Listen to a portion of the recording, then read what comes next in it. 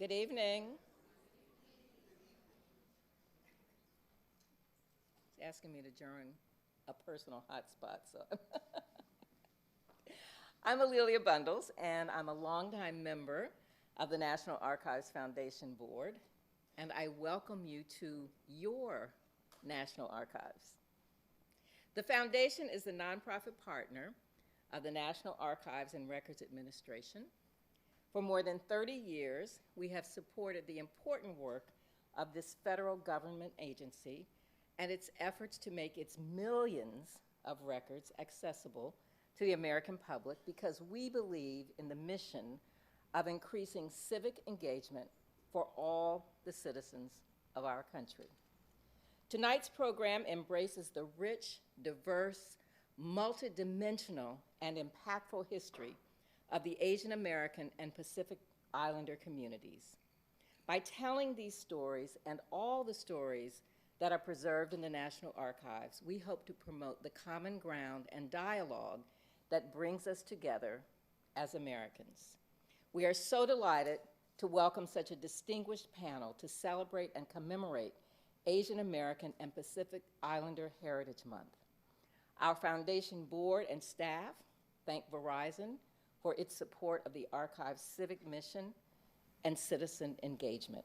We greatly appreciate the partnership that allows us to host programs like this one and our board member, Rose Kirk. Before I welcome our moderator, I just want to say what a joy it was to be able to be at the reception this evening to see the document from the 442nd. And I met two people whose great uncles were part of that regiment, Elise Enaway and Nikki Oka. And when I told them I was going to mention them, they said, oh, but there are several other people who have personal connections. So welcome to all of you.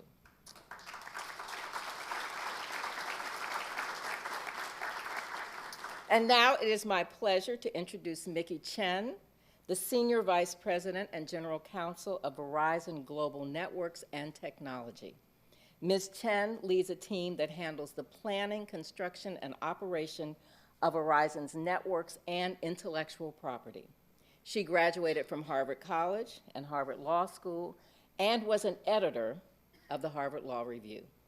She is a Henry Crown Fellow of the Aspen Institute, a member of the Board of Advisors of Music Corps, the organization that provides music training to wounded veterans, and is a recipient of the Corporate Leadership Award from the Organization of Chinese Americans. Ladies and gentlemen, Mickey Chen.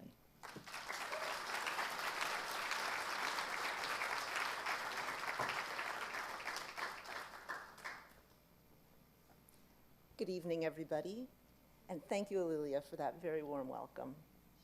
I feel very honored to be here tonight representing Verizon.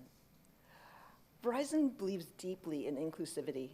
We are committed to creating and sustaining a culture of diversity, equity, and inclusion, both within our company and in the communities where our employees and customers live. And to do that, we believe it's critical to understand history. History allows us to appreciate the diversity of cultures. It helps us to understand different perspectives and to foster empathy and tolerance. History plays a crucial role in shaping individual and collective identities. So by understanding history, we gain a deeper sense of the challenges that need to be overcome in order to create a culture of belonging. And of course, history allows us to understand the past so that we can better understand the present and influence our future. There's a lot of Asian American history that is not widely known, both the stories of our heroes, like the members of the 447th Infantry, and the story of our struggles, discrimination, stereotyping, and violence. Tonight, Verizon is honored to sponsor a discussion about the role that historians and the media play in our nation's cultural storytelling and the importance of AAPI stories. We believe that by shining a light on Asian American history and how our stories are told, that we can help to foster inclusivity and combat racism and bias. On behalf of Verizon, thank you all for joining us tonight for this important conversation. And now I'd like to introduce the Deputy Archivist of the United States, Jay Bosanko. Jay is a longtime National Archives expert. He first joined the agency over 30 years ago as an archives technician. Before becoming the deputy archivist, he was the agency's chief operating officer for 10 years. In his accomplished tenure at the archives, Jay has helped to create greater accessibility, accountability, and transparency for our nation's records.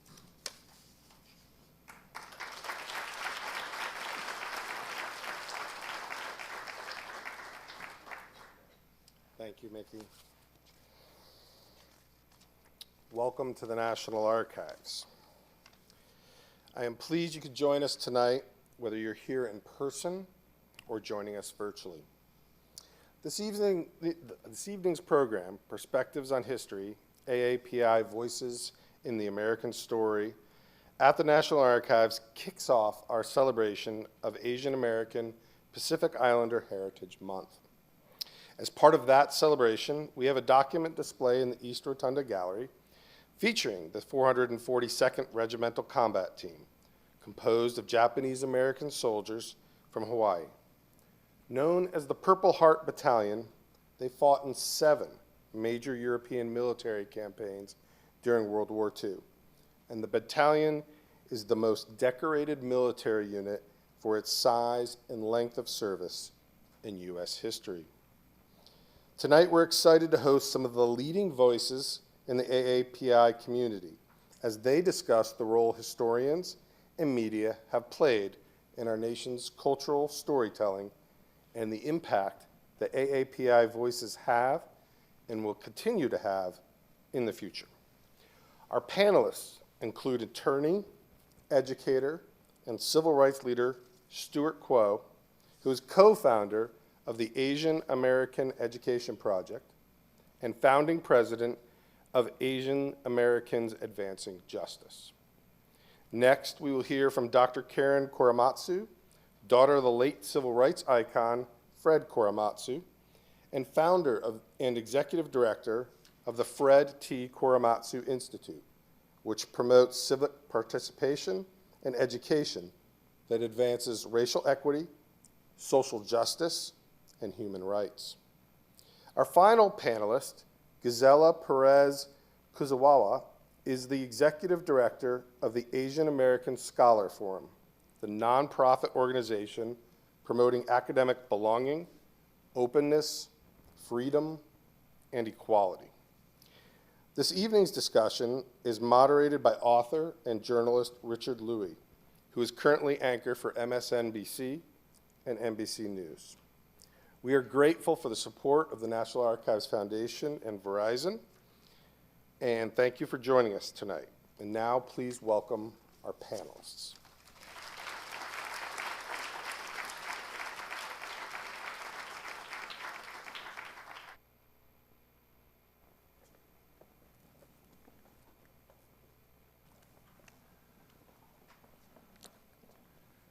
Sit wherever you'd like. Good evening, everybody. How are we? Hello, DC, and everybody else who is DC remote. We appreciate you being here. I'd like to start, first of all, by thanking the National Archives Foundation, the National Archives, as well as Verizon, and all of our esteemed guests that have decided to spend time with us on this very first day of a Heritage Month that some folks don't often know about. And what we hope in our conversation today is that we will learn something that we can share. That you will, in the next month, tell one of the stories that they are going to share with us. And I think that is the way that we can truly appreciate part of our American heritage, this month being AANHPI Heritage Month. Yes, that's a lot of letters. And it seems like every year we add one or two to it. But that is very AANHPI. Inside joke. Yes. I'm going to start with you, Karen. If each of you can describe what your organization is and what you're trying to do. And in your case, Karen, you are going to talk about family and remind us about who your father, Fred, remains to be with us today in our history. Thank you, Richard. And also thank you to Verizon and National Archives for hosting this event this evening, because this is all about education, which we all promote here. My father was Fred Korematsu, who had the landmark Supreme Court case called Korematsu versus United States regarding the Japanese American incarceration. People use the word internment, but education, we're trying to get the euphemisms changed to incarceration, during World War II. And after President Roosevelt issued Executive Order 9066 to forcibly remove 125,000 people of Japanese ancestry from the West Coast, 2/3 American citizens and 1/3 under the age of 18 years old, my father said no. My father thought it was wrong. All due process of law was denied. Being in DC, I hope you know about those. And so therefore he refused to report to the camps. Was arrested, and his case went all the way to the Supreme Court. Actually, this year is the 80th anniversary of Korematsu versus the United States on December 18th, 1944. I'll talk about someone who also shares that date. But my father crisscrossed this country after his federal conviction was overturned in 1983 when they proved there was no military necessity for the Japanese Americans to be forcibly removed, and received the Presidential Medal of Freedom from President Clinton in 1998. So I founded the Fred Korematsu Institute and for education that we now are promote in all 50 states and have curriculum, and I work with the National Council for Social Studies and all departments of education to be sure that we have AAPI curriculum and that of the Japanese American incarceration, the true story. And now I'm also promoting ethnic studies in all 50 states. Now, one of the things I learned, Karen, that I like to share with folks I don't know if any of you are Trekkies in here, but and a good friend of yours, George Takei, yes. And I remember I was having an interview with him, I've had a couple, and I said, ladies and gentlemen, joining us now, George Takei. And the first thing George says, live on air, says, no, Richard, it's George Takei like gay. The second thing he said, yeah, right, he says that a lot. The second thing he said to me was, do not call these U.S. or Japanese internment camps, call them American internment camps. And that's an important distinction. And why? Well, because the incarceration happened in this country. The government incarcerated, put in prison, American citizens in this country and created those incarceration camps. There was a quote, internment in Japan for those people there that were basically considered traitors. But this happened in this country. That's why it's important to say Japanese American. Japanese American. And in American internment camps. In American internment camps, incarceration camps. Well. And the other one was George Takei like gay. That's the other thing. There you go. All right, 2 bits you can take away for tonight. That's our job tonight, all right? There'll be more, so stick around. Gisela, tell us about your organization and why we're here today. Happy to, Richard. So my organization is called the Asian American Scholar Forum, and I would say we are first and foremost a community organization. We represent Asian American scientists, researchers, and scholars who would very much rather be in their rooms researching and doing the work that they love than being out in civic society, getting involved in politics and policy making. But I think what they found, similar to many other Asian American groups, is that if you don't engage with civic society, sometimes it catches up to you. And during the rise of anti-Asian hate, we didn't just see people being attacked on the streets. We also saw people experiencing heightened suspicion at their places of employment, at universities, suspicion from the federal government. And this wasn't something to be considered lighthearted. Many of these cases could have potentially led to decades of time in prison, or potentially losing their jobs and their very livelihood. I had spoken with many professors who started off with their career quite happy that they had reached the American dream, only to lose everything, arrested in front of their family, isolated from their friends. And unfortunately, many of them were not aware of the rich Asian American history, and part of that led to this intense amount of isolation. They didn't know the Japanese American history of scrutiny, that just because you're of Japanese descent, regardless of whether you're a child or you're a US citizen, you might still be considered not loyal to the United States. And so many Asian American scientists and researchers, particularly of Chinese descent, really became collateral damage as US-China tensions increased, and also as anti-Asian hate sentiment was on the rise in our country. And so the role of Asian American Scholar Forum is not only to empower this new group so that they can be more engaged and so that they can know their history and be lifted up by our community, but also to really change things for the future.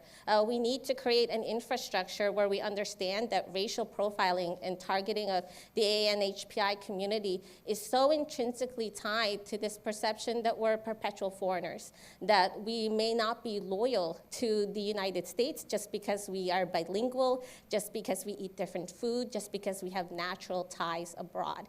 This is something that we need to change, and we want to make sure, not just in the past and the current, but for many future generations, that communities don't have to face this in isolation, and they can really challenge many of these perceptions. Thank you. Stewart, you've had many lives, and now you're focused on education. Why? Yeah, thank you. Well, I join Karen in thanking Verizon and the National Archives Foundation. It's a wonderful opportunity to be with Gisela and Karen, and of course Richard. Richard and I belong to the Committee of 100, which is a Chinese American organization. I was the president of Asian Americans Advancing Justice Los Angeles for 35 years. I built it into, and the board, we built it into a civil rights organization that was over 100 people. Richard emceed several of our dinners of 1,500 people, so it's great to come east to see all of you. And just in terms of, for folks, it is the NAACP version for our AANHPI community. Well, we try. What's that? My wife and I both came down with cancer in 2018, so I semi-retired, but I still work with them. But I had taught one class a year at UCLA, Asian Americans in the Law. And I was reminding Karen that I wrote a book that was published in 2009 entitled Untold Civil Rights Stories. And I interviewed her dad, Fred. And then my wife had about 14 teachers, and they wrote 12 lesson plans for K through 12 students. And then when PBS did their 2020 documentary called Asian Americans, they asked us to write the curriculum. So we did that.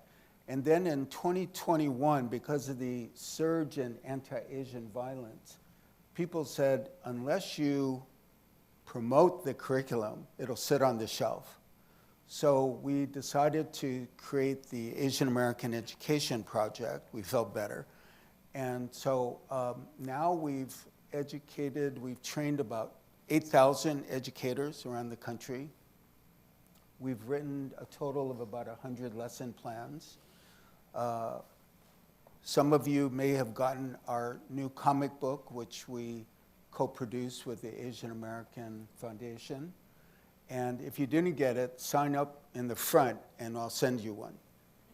This is aimed at 6th graders. What are you saying? Richard said he wants a successful seminar forum tonight that you remember a story. For me, it will be successful if you help us get into 1 school, 2 schools, 3 schools. Karen has done a wonderful job, but I have 100 lesson plans on all the different Asian and Pacific Islander groups. Every time we go to a new state, the groups say the majority Asian group is this group or that group.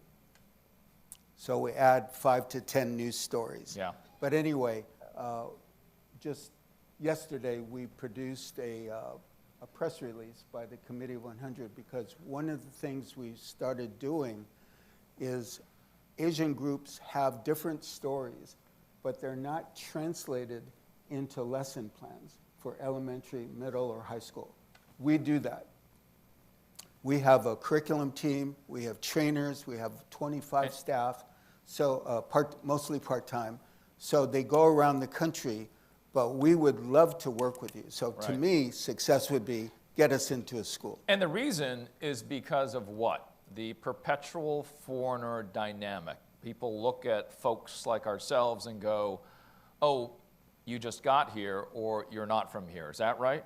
Yeah, the story I sometimes tell is we were working with a high school in Los Angeles, and the principal said one of the students wasn't coming to class, so she called the student, and the student said, my relatives, she was non-Asian, said, do not interact with Asian American teachers or students because they're spreading the coronavirus. So if people believe these stereotypes or these falsities, what else would they believe? That we're not loyal, that we're foreigners, that we're perhaps a model minority but untouchable. So this is something that we need to correct. Right. Let me, quick answers here if you can, all three of you here, 30 seconds. You get asked this, we all get asked this, where are you from? That's right. What are you laughing about? There's people over here. Answer that question for me, each of you, like we're hanging out and we're having a coffee, and I say, oh, where are you from? Where are you from, Karen? I'm from America. No, where are you really from? I'm from America. What's your background? I was born here. Yeah. But what is your background to share with people? I'm Japanese American. And actually, I call myself Hapa because my mother was a Caucasian woman, was born in South Carolina, and my father was Japanese American. And I grew up with an identity crisis, and until I went to Hawaii for the first time in actually 1975, and learned that term when a Japanese American Nisei woman, second generation, said, I was buying postcards. Why do you buy a postcard? You live here. I said, no, I don't live here. She said, but you're Hapa. And that's how I learned. I didn't know that What term does Hapa before. mean? It means like you're half Caucasian and half Hawaiian. I wasn't born in Hawaii, Do but you speak pidgin? you know, Do you speak pidgin? A little bit. Okay. You can drop all these terms and people say, Yes. you got a yellow card. Yeah. Gisela, what about you? How do you answer the question? So I always think of what state I'm living in. So I'll say I'm from DC, but then I also actually like to say, but I was born in the Philippines, because I want folks to see I'm actually very proud of my identity and heritage. I wasn't born in the U.S., but I am still American. I naturalized, and I speak multiple languages, and I think this is a wonderful thing. Filipino, Japanese, and English. Wow. Okay. Great. And I don't speak Japanese. All right.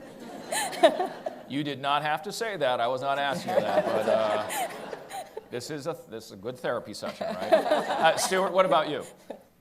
My favorite story is I was working on a case against the Ku Klux Klan representing black and white activists several decades ago. And I went to a restaurant, and this white waitress came up to me and said, where are you from? Where's your family from?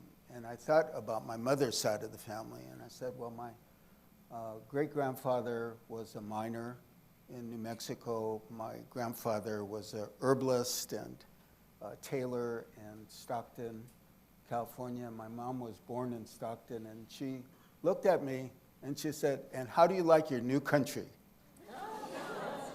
So I'm sure my two sons, fifth generation, will get the same question during their lifetimes. How do you like your new country? Thumbs up, right? Yes. When I get asked that, this only happened when I was maybe in my 30s, and I remember it was at CNN, it was during a break, and I had just done a story on illegal immigration. And I was sitting there during the break, and I was like, oh, wait, that story's about me, because I had 3 grandparents that came to this great country illegally, which we'll get into as to why. And that felt very interesting during that break. And it's not like I came back from break and I said, ladies and gentlemen, I just discovered, I did not say that. But it was one of those realizations that, I had lived a thematic, a narrative in America that was across many different groups. And so further on along those lines, I also discovered that my real last name is not Lui, it's actually Wong, because of the paper sun system and purchasing the name. That's how they came to America. The final dynamic was that my grandparents had gone through one of the country's earlier, outside of the internment camps, detention centers on Angel Island. And we talk about it in news today. All of these thematics, which are unfortunately somewhat unfortunate, but also binding. Now, one of those binding experiences that are also quite unfortunate, and Karen and the rest were talking about this, I want to share with you a clip. This is from a fellow journalist, and given that we are at the National Archives, I do look to journalists as the recorders of those who document what we are, what we have been, and what we will be. And one of my good friends, and I'll call him a mentor just because I'm going to make fun of his age, David Ono, has been touring the country with something called Defining Courage. It is a play that is now going around, and it is modern, it is today, it is multimedia, it has singers, it's got film, it has people that are, we also have veterans that do come to be part of this program. But it's happening today, and that's the important thing as we look back, that we look forward, and we look at our contemporary experiences. I want to share this clip of his play that was actually just had a performance yesterday in Los Angeles. So we'll play this clip first.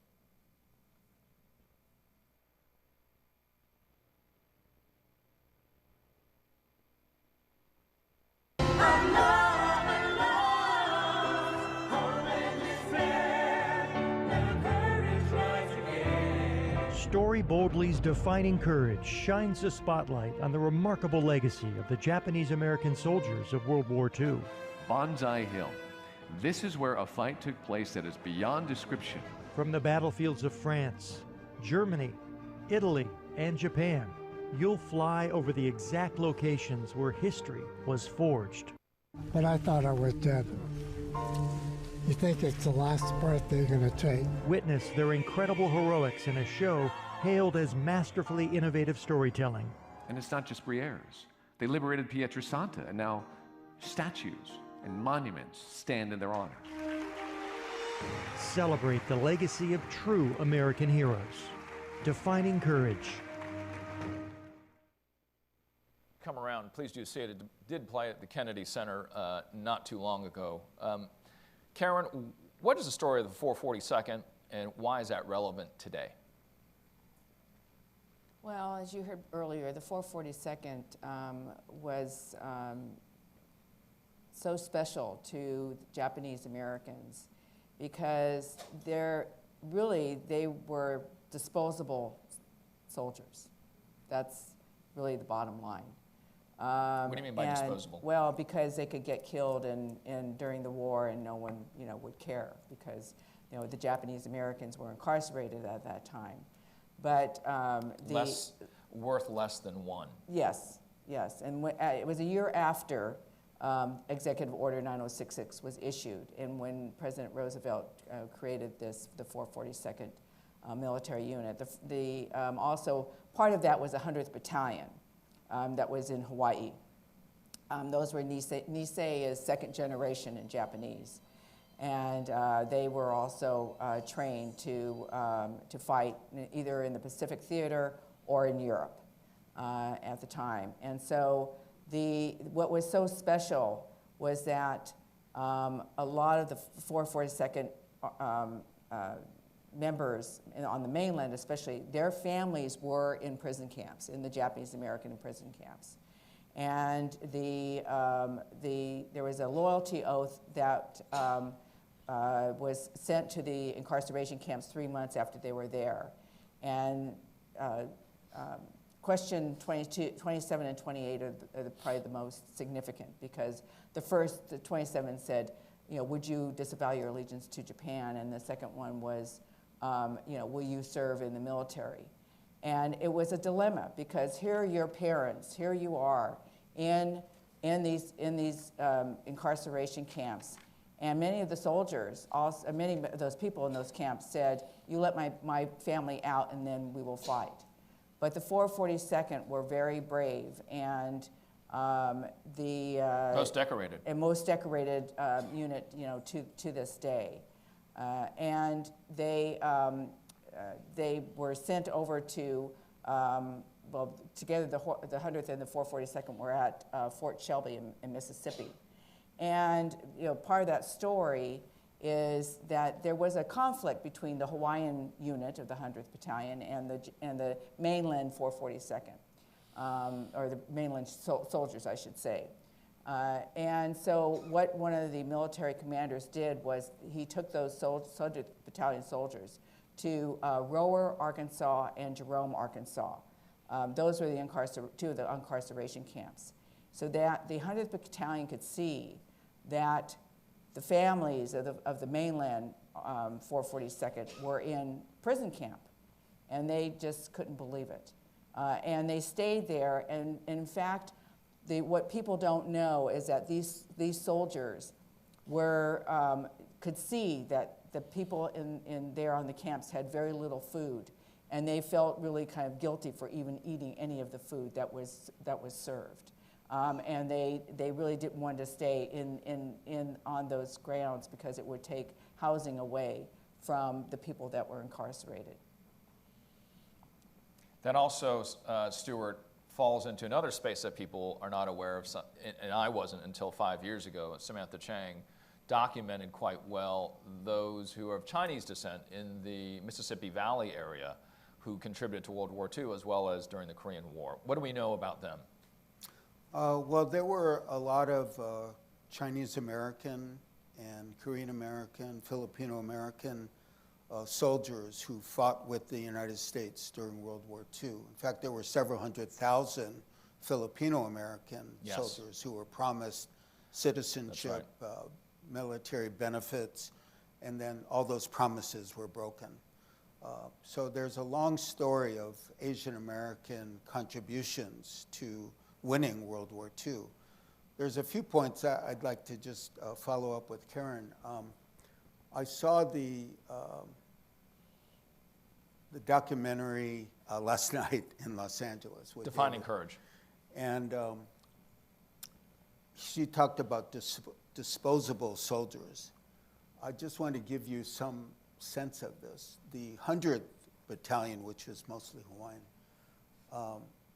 one of their big battles, they had 1,300 soldiers. 500 survived. 800 died. When the Japanese American Nisei soldiers saved 200 white soldiers in the Lost Battalion in France, one of the overall battalion lost over 1,000 Nisei soldiers to save 200 soldiers.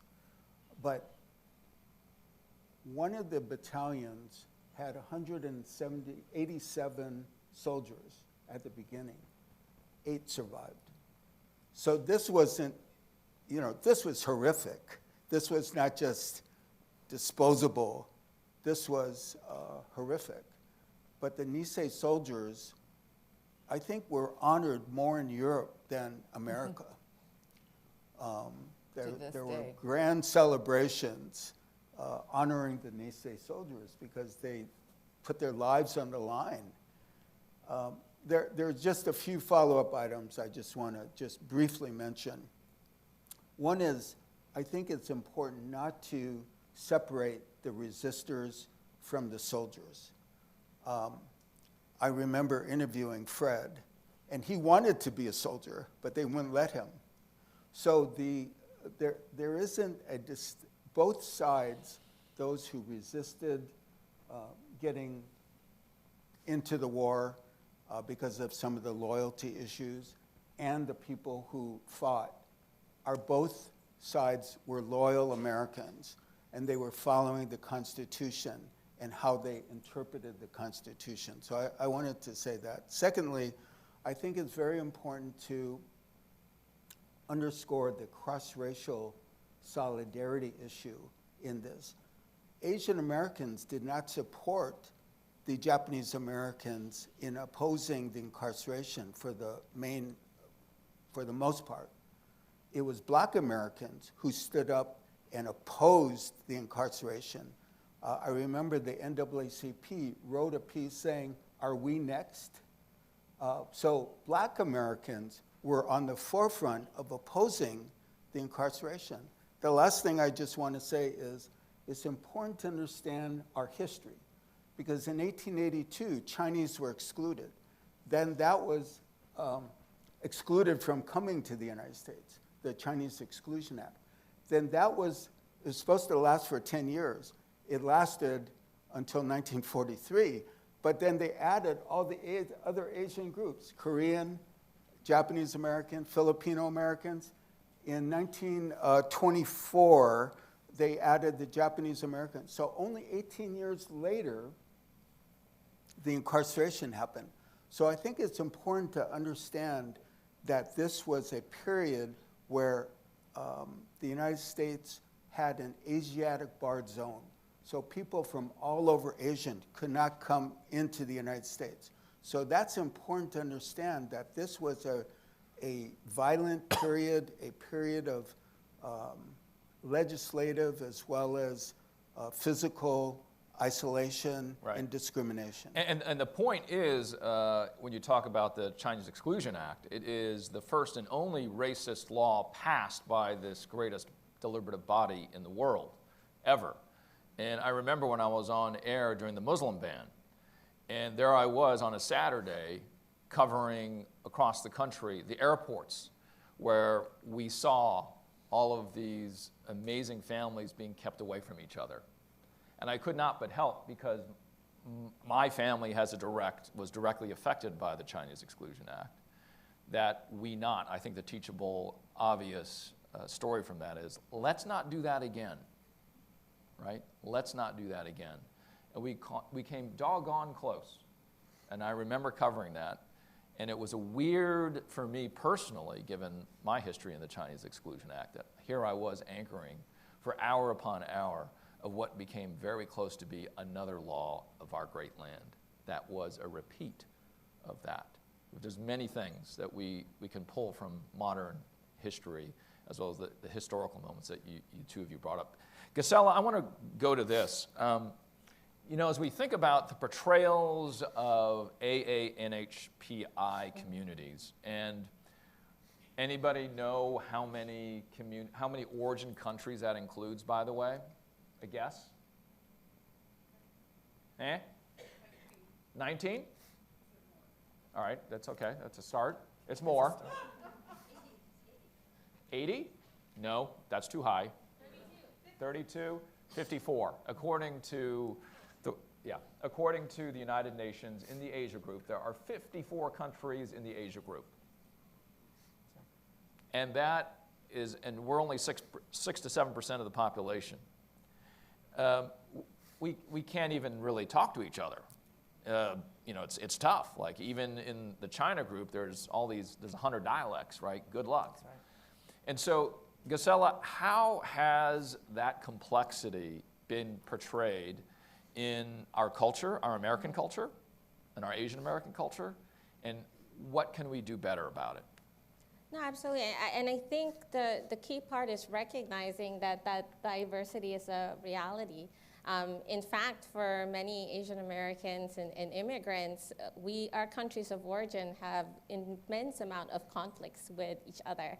Not just with each other, but internally. There are minority populations within many of the countries that we are places of heritage. And I think But when we came to the United States, one of the things I mentioned, especially since I work with a community of many first-generation immigrants, is we came to the United States and truly experienced being a minority. We experienced directly what it means to be scrutinized by law enforcement or the FBI. We have been targeted, we have been harassed, and we've experienced tremendous amounts of violence. And I think somewhere along the lines, we realized that we needed to come together as a group to really be able to empower each other. I remember, this is back when I was a student, when I first met Mimoa, who was the executive director then at Asian Americans Advancing Justice, AJC. She was speaking at Harvard Law School, and the students were divided. There were students from the South American Association that asked, why should we put ourselves into this pan-Asian American group? We don't feel this fully represents us. And Mimoa came with this response, and she said, well, I'm Hmong. There's not many of us there. And if we only focused on just our community, how much power and how much of a voice can we have? And I think that really stuck with me, the idea that within this community that we have created here in the United States, something that is so unique, it has the power to really make sure that we support each other, give each other a voice. And I also think there's a reality that we are a multicultural society. I'm Filipino American. My husband here, Yasuhiro Kusakawa, is Japanese. My niece is half Chinese, half Filipino. We are going to experience so many challenges and struggles together as a community, and we can really only come out of it together. So the point being that these complexities and these layers are clearly not easy to describe, number one, and number two, that we need to try to include them, and I'm not going to say mainstream, but include or normalize. Those are not the verbs I'd use. I would say include these different storylines. As we sit here at the National Archives, you know, the underline here is the importance of documenting all of America, and this community being in the highlight today.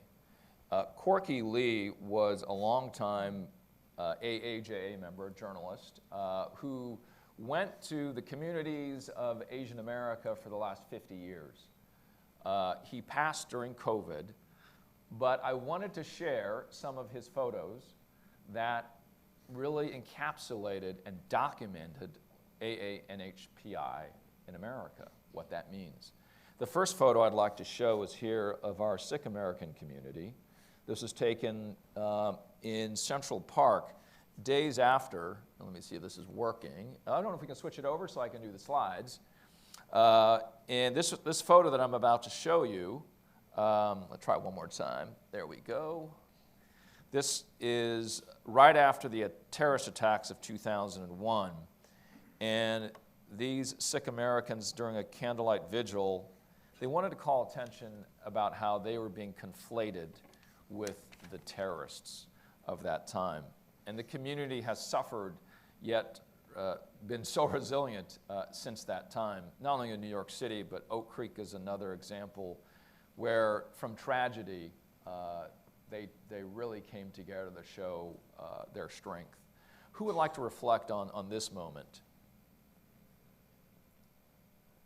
Well, I can say that after the day after 9/11, when my father's Supreme Court case, Korematsu versus United States, was cited by Attorney General and Ashcroft as a possible reason to round up Arab and Muslim Americans and then put them in American concentration camps again. And so what this represents is certainly letting people know that this community really upheld or upholds our American society and our democracy, and all that it means. That they want to be just they're American just like anyone else. That's the way my father felt. He felt like he was an American citizen first, and that he really upheld this country's values and the Constitution. The one thing, since we sit in the nation's capital, not too far from the Capitol, is that the first Asian American member of Congress was also a Sikh American, Dilip Singh Song from California. And I think when we look at pictures, sometimes we misunderstand the history that we have together. But our Sikh American community, an important part of our AA and HPI community, again, it needs to be said, have been here a long time. We don't have a lot of time. I'm going to move to the next photo now, also from the Corky Lease. This is a 1991 rally in support of Katie Tong. And who would like to reflect on this? This is a 1991 protest in support of a TV anchor in New York. She had been fired from her show, her primetime anchor job on ABC's flagship affiliate in New York City. And station management at the time cited her contract as a reason for her firing. Activists had said that they suspected her age and her Chinese descent were the true reasons behind her release. Any reflections from the panel here quickly? And we are going to go to Q&A, by the way, in about 5 minutes. Well, I think it's very important to speak up. If people don't protest, demonstrate their positions, then you just get smothered. So I think this was very important to speak out. Just going back to the first slide, we have several lesson plans on Sikh Americans and South Asians. After 2001, there were over 500 hate incidents against South Asians, and several Sikh Americans were gunned down just because they wore a turban. That's right. Yeah. And I want to go. Oh, sorry. Go ahead. I just want to say, since Stewart mentioned protest, my father said, protest but without violence. Otherwise, they won't listen to you. But don't be afraid to speak up. So violence is not acceptable, and to respect property. I want to move to this one. Vincent Chin, this is a rally for Vincent Chin. Those of you who may not have heard of him, he was a Chinese-American man who was beaten in the street with a bat in Detroit by auto workers, and it was not a story that was being told. It was not a story being recognized as a hate crime. And if Corky, on his own dime, flew out to Detroit to take and cover with these pictures. And that's, again, the Vincent Chin rally and story. This is, since we're at the National Archives, the importance of documenting what is in the past and what we are experiencing today. And I wanted to go through some of these particular pictures, because without somebody like Corky, we wouldn't have had the memory. We would not have seen that we need to do something different. I want to go to, each of you have brought a story that you think needs to be told, and then we're going to go to Q&A. And if you could all keep your description of the picture that you chose to 30 seconds, I would appreciate that so that we can get to Q&A. So, Stewart, this is the picture you brought. Why? This is the story you think we need to know. There's a larger story and the short story that's very important. The larger story is that Asian Americans truly benefited from the civil rights movement led by Black Americans. In 1965, the immigration law was amended to allow Asian Americans to come into the country equally as Europeans. That was a huge change. In 1970, the population of Asian Americans in the United States as a whole was about 2 million people. Today it's close to 24 million. And the main reason was the immigration law change. Before 1965, for example, Chinese Americans had a quota of 100 a year. This picture is of Filipino nurses who have come in in terms of labor categories and family unification.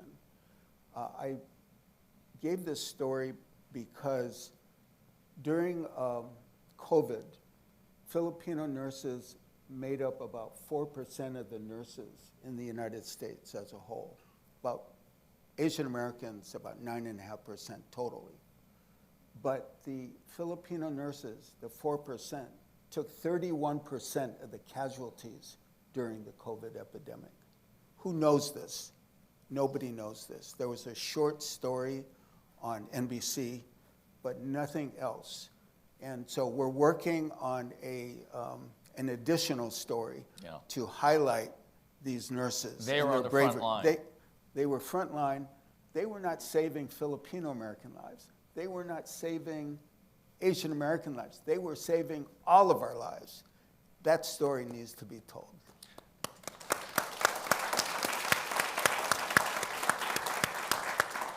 Karen, 30 seconds on why you chose this.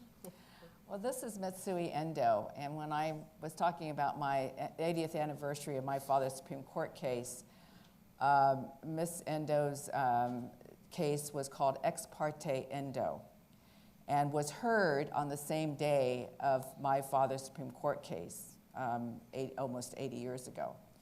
And her case was a habeas corpus case, meaning, she was incarcerated in Camp Ack. She was in Topaz, Utah, where my father and his family were. And she had a case where she said she was in prison, she was a loyal citizen, and she hadn't done anything wrong. And so the short of it is the day before that both cases were to be heard, that the government and the military knew about her case and decided to announce that the incarceration camps were going to be closed starting in January of the following year. And this was 1944, so starting in 1945. And so therefore her case was called moot. I mean, there was no reason for it to go on. That's why it wasn't a kind of a more of a well-known Supreme Court case. But the point being is there were only 4 really federal cases during World War II. And Mitsui was the only woman. So can you imagine? She was the only woman that stood up against the government. They tried to get her to back down. They said, oh, you can get out early, your family can get out early. I mean, all these kind of excuses, really, to get her to back down. And she said no, she wanted her case to be heard by the federal court. And so this year being the 80th anniversary of her case as well, we are sending letters to President Biden to have her nominated for the Presidential Medal of Freedom. She's the only one of the 4. My father was first. Gordon Hirobashi and Manuel Astoria were posthumously. And so now we think we need to kind of complete that circle to right a wrong, and especially to uplift the fact that women also objected to the incarceration. Gisela, 30 seconds. Why did you pick this picture that we need to tell this story? Thank you, Richard. So this was actually sent to me by my dear friend, Dr. Gang Chen. He sent me a lot of pictures, but I thought this really, represented his spirit. So, Dr. Gang Chen had immigrated to this country to pursue the American dream, and I think his story really reflects that when we think about Japanese American incarceration of, being scrutinized as a spy based really merely on your background, or Vincent Chin's murder as a result to backlash to U.S.-Japan economic competition, Dr. Gang Chen unfortunately, experienced this firsthand. In 2021, he was arrested in front of his wife and daughter. The FBI, around 10 agents, had barged into his home. And one of the things that he mentioned to me that I still remember is he often speaks Chinese with his wife, but with the FBI agents in front of him, he was just so scared of anything that could make him look less American that he just was completely quiet and wasn't even able to say a word to his wife when they dragged him away. Ultimately, the United States found that there was actually no grounds in why his charge should continue, and they dropped it. But for 361 days, he said that he and his family they were living through hell. His wife still wakes up from nightmares of the day that he was arrested. He still remembers when U.S. Attorney General Andrew Lelling had questioned his loyalty in front of the country, experiencing being treated like somehow, despite all his contributions to the United States, that he was someone to be suspect, someone who wasn't loyal to the United States. His daughter no longer wants to follow in his footsteps and be a scientist. This is the impact to the next generation. And I think for him, it's important to remember that these historical anecdotes and stories are not a thing of the past. History is still writing itself. Asian Americans and immigrants are still not treated as if they are fully American. And you could be an ordinary person like Dr. Gang Chen and find that the FBI is knocking on your door. The great irony of this, the fact that Dr. Gang Chen experienced this, is that he recently led a team that went on to find one of the best semiconducting materials in the country, conducting heat 10 times better than silicon and making the United States even more competitive in a field that they're trying to win here in the global space. And yet we could have lost his talents because racial bias often blinds our country. It blinds not only what would benefit them, but also blinds us to our human rights and values. Right. And so we hope that Dr. Gang Chen's story can be something that's told while he's alive, and that the injustice that he experienced can be rectified in his lifetime. I'd like to now open up to all of you. Questions. We have 2 microphones, I believe. Who are the microphone holders? Upper left, upper right there. Comments or questions? Have at it. I'd like to bring attention to Representative Mark Takano, who is here, who is the ranking member of the House Veterans Affairs Committee. And so you can see how he has...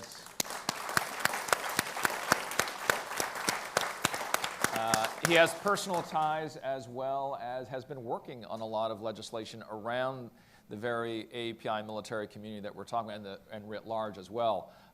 Would you like to say something, Representative? So I'm probably connected to maybe all the stories you've been telling, not quite all, but so I represent a portion of the district that Dalip Singh Son represented when he was elected in 1956 as the first Asian American to Congress. I'm very proud of that. I was very conscious of the fact that he once represented the district and was an inspiration for me to run for office myself one day. Stewart Kwoh talked about the expendable, and also Karen, about the expendability of the Nisei soldiers. My great-uncle Manso was among 3 great-uncles that fought in the 442, Manso Takahashi. He was assigned to the renowned I Company. I Company was involved in the Battle of the Lost Battalion, which saved 200 Texas Rangers. The company was close to 1,000 men. They lost 600 in the campaign for it. He was wounded around that time of that campaign through that part of eastern France. He died April 10th, so just last month, just a few months short of VE Day. I had a second uncle who saw combat. Their third uncle returned, not seeing much action. I don't think he saw much action. He was too young when he arrived. Wearing the uniform in Seattle, Washington, he saw a clipping or a lien announcement against my grandparents' property in, I'm trying to remember, Bellevue, Washington, the town square.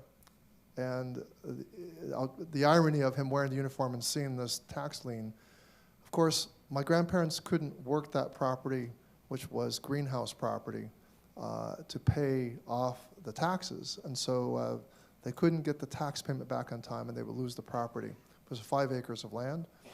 The land today is occupied by a Red Lion Hotel, to give you some idea of the family loss. But you think of the irony of a man returning in uniform to see his family's property under a tax lien, and the injustice of the moment. So I was able to be chairman of the Veterans Affairs Committee. I chose that committee to pay it forward to the contributions of my uncle. I'm proud to say that I was able to lead the largest expansion of veterans benefits in 2 generations under the Honoring Our Pact Act signed into law in 2022 by President Biden as a way of paying it forward. And Judy Chu and I have fought battles to make sure that, that the CHIPS Act did not contain harmful reiterations of the very Wen Ho Chen, all those others, scientists that were investigated unfairly. There was a special project under the Department of Justice, which they were looking to multiply in these, this what was then USICA, which was the predecessor for the CHIPS Act. But we worked hard with Speaker Pelosi to make sure that Asian Americans, and to tell you, the Senate was passing a bill by a huge margin. There was huge pressure on the House to just pass the bill with these very harmful provisions. And so just know that Asian American representation, of which there were 0 members during the time of Japanese or American incarceration camps, today that representation makes a huge difference. George Takei would be happy you said that, Representative Takei. Anybody else? Questions or comments? There we go.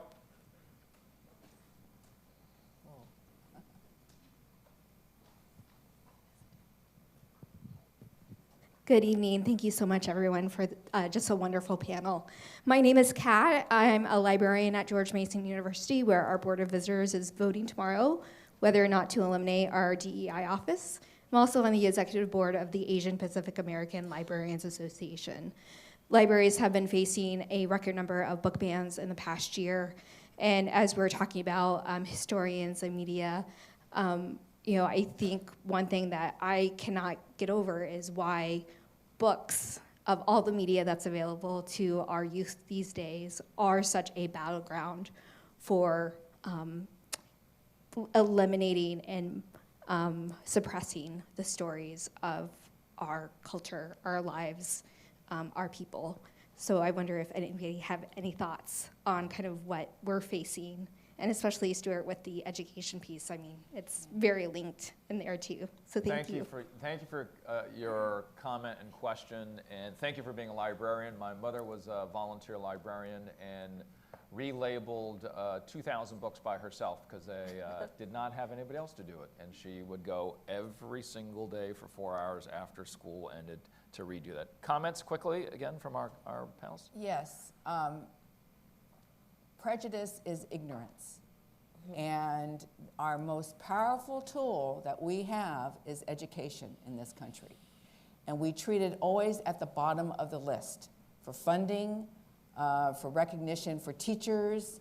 It's just really, that's a crime. And if we need to learn each other's differences so we don't have this book banning. There are people who are afraid of what they don't know.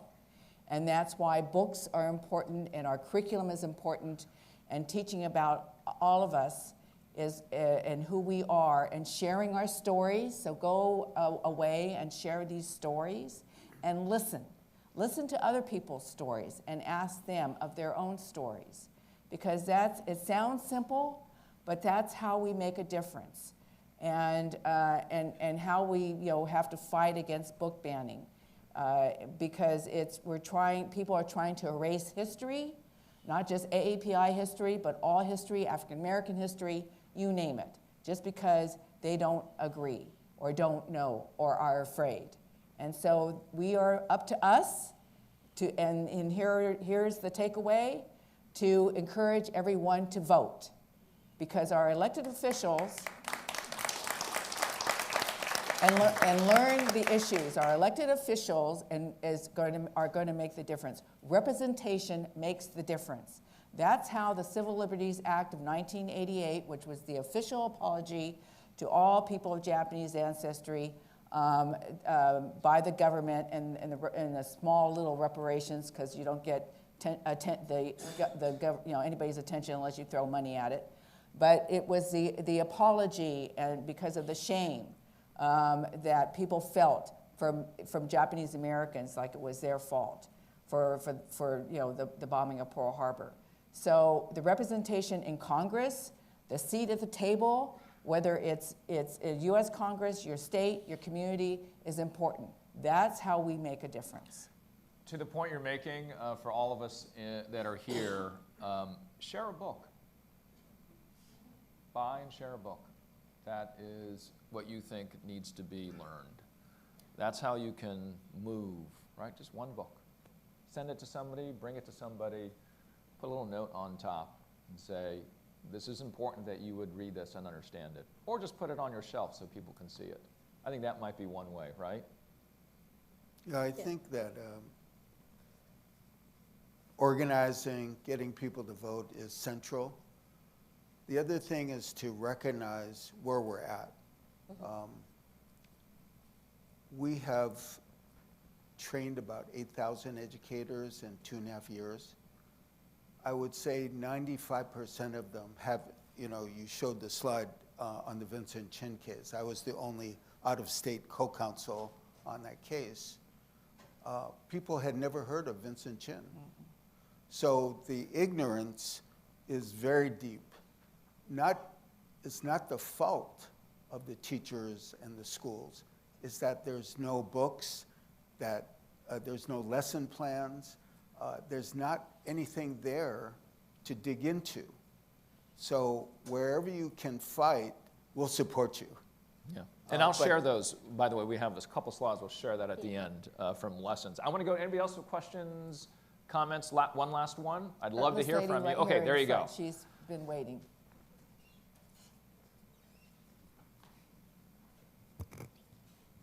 Thank you so much. And again, it's a privilege to be in this space. You can stand and say, yeah. Okay.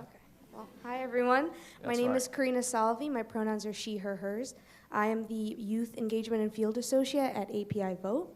So I, again, thank you for being in this space, and it's a privilege for me to be in this space.